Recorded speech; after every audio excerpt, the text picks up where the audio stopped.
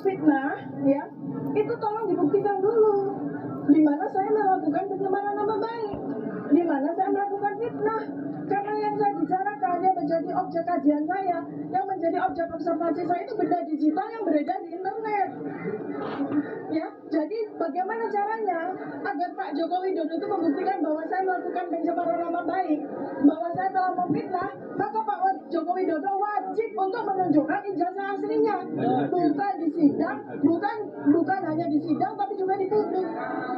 Jaksa penuntut umum mendakwa Dr. Tifa melakukan pencemaran nama baik dan fitnah kepada Joko Widodo soal keaslian ijazah.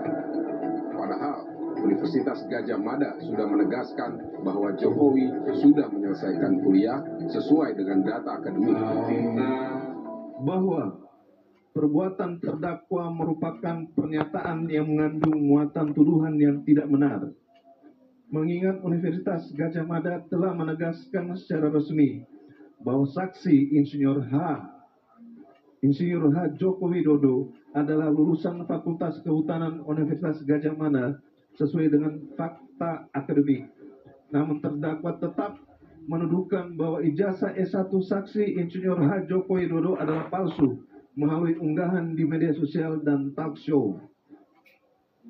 Bahwa atas tuduhan terdakwa terhadap saksi Insinyur H. Joko Widodo, terdakwa tidak dapat membuktikan tuduhannya dan tuduhan tersebut bertentangan dengan apa yang diketahui terdakwa, sehingga perbuatan terdakwa merupakan serangan terhadap kehormatan saksi Insinyur H. Joko Widodo.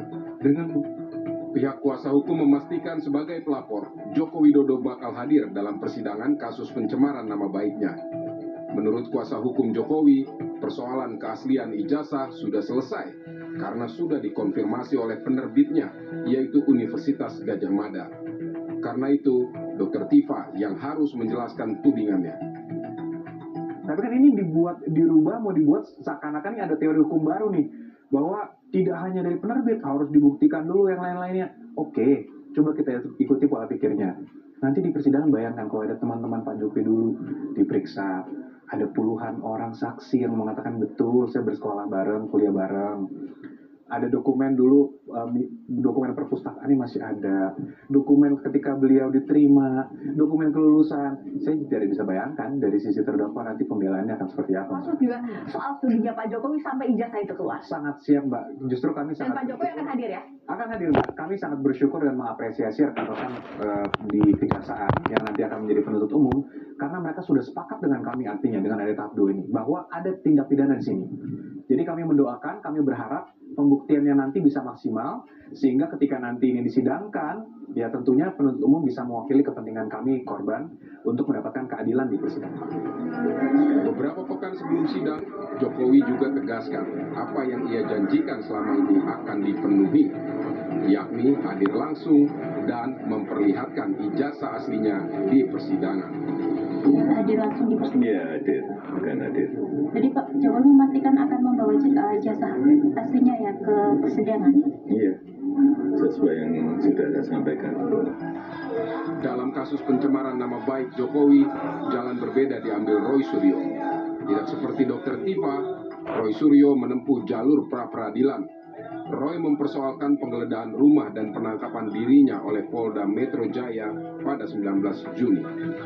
Tidak ada komunikasi antara RT dengan petugas yang datang ke rumah. Jadi sama sekali tidak ada, itu pelanggaran.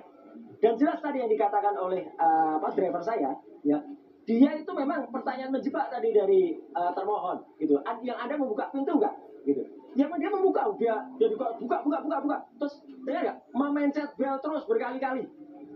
Jadi itu memencet bel terus berkali-kali itu membuat terpaksa membuka gerbang, ya terpaksa membuka gerbang. Dan memang gerbang itu memang akhirnya dibuka oleh driver, dan tadi yang dikatakan sama, driver saya kemudian ikut, nah itu ngikut tanpa diminta, tanpa diizinkan, itu ngikut sampai ke kamar tidur dan terdengar kan. Guru Besar Ilmu Hukum Universitas Jenderal Sudirman, Ibnu Nugroho, menyebut dalam perkara pencemaran nama baik, Dr. Tifa harus membuktikan terlebih dahulu tudingannya. Setelah itu barulah pihak Joko Widodo diberi kesempatan membuktikan bahwa tudingan tersebut salah. Karena merupakan delik aduan, maka Joko Widodo harus hadir langsung. Kalau kita melihat pasal 434 terhadap fitnah, dalam hal terhadap fitnah harus membuktikan fitnahnya dulu terhadap sesuatu apa. Dengan demikian, kalau kita melihat suatu due process of law, maka majelis hakim harus memberikan kesempatan kepada terlapor, terdakwa untuk membuktikan ijazahnya itu asli atau tidak. Baru nanti negara juga membuktikan oleh penuntut umum. Nah, di situ nggak equal. Itu Mbak, ini karena ini dalam rangka mencari kebenaran material. Jadi kalau peradilan itu hanya menyampaikan tidak ada suatu kesempatan kepada terdakwa untuk membuktikan, kebenaran nggak tercapai. Karena suatu kebenaran material itu seimbang, itu ada kedua-duanya membuktikan, baik dari sebagai acat maupun aducat. Presiden ke-7 Joko Widodo melaporkan kasus pencemaran nama baik dan fitnah soal ijazahnya ke Polda Metro Jaya pada 3 Maret 2025. Kini polemik ijazah memasuki babak baru, yaitu di meja persidangan untuk mengungkap siapa berkata benar.